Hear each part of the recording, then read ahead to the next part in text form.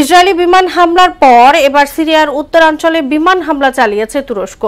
এতে দেশটির উত্তর ও পূর্বের অনেক এলাকায় বিদ্যুৎ সংযোগ বিচ্ছিন্ন হয়ে গেছে। এদিকে সিরিয়ায় সন্ত্রাসী তৎপরতা প্রতিরোধে একটি নিয়ন্ত্রিত অঞ্চল গঠনের কথা জানিয়েছেন ইসরায়েলি প্রতিরক্ষা মন্ত্রী ইসরায়েল কেটস।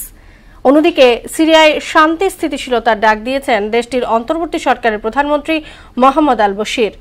কাজী শাহরিনের ডেস্ক রিপোর্ট।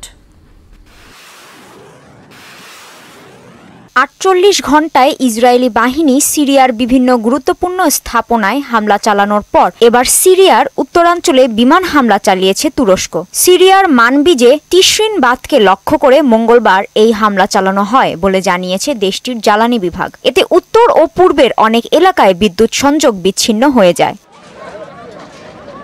এদিকে সিরিয়ার ভূখণ্ড দখলে নিয়েছে ইসরায়েলি বাহিনী। সাম্প্রতিক দিনগুলোয় বেসামরিক অঞ্চল থেকে ইসরায়েলি বাহিনী সরে গেছে, তবে মাউন্ট হারমেনের সিরীয় অংশের পরিত্যক্ত সামরিক ঘাঁটিও নিয়ন্ত্রণে নিয়েছে ইসরায়েলি বাহিনী।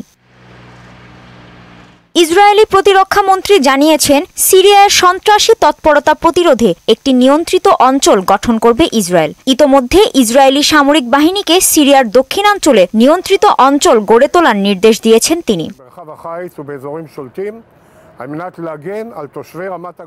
অন্যদিকে সিরিয়ায় শান্তি স্থিতিশীলতার ডাক দিয়েছেন অন্তর্বর্তী সরকারের প্রধানমন্ত্রী মোহাম্মদ আল বশির। প্রধানমন্ত্রী হিসেবে দায়িত্ব গ্রহণের পর তার আল জাজিরাকে দেয়া প্রথম সাক্ষাৎকারে তিনি বলেন, এখন সিরিয়ার জনগণের স্থিতিশীলতা ও শান্তি উপভোগ করার সময় এসেছে। ২০২৫ সালের ১ মার্চ পর্যন্ত অন্তর্বর্তী সরকারের প্রধানমন্ত্রীর দায়িত্বে থাকবেন বশির।